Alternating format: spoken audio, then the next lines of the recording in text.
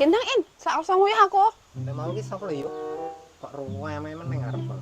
Alah, Pak Ene gimana lho mau rene wonge marani aku nyeneni aku wonge in gara-gara anake ra tak bayar. Pak Karmo ki bapake Giman kan lho yuk.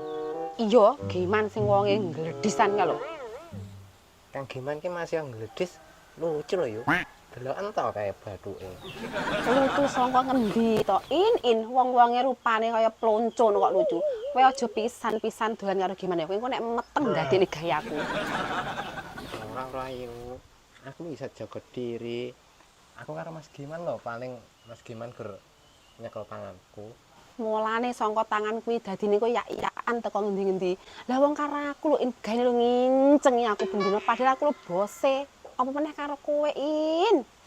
Tenan jogonen awakmu in. Aja rena-rena karo Giman.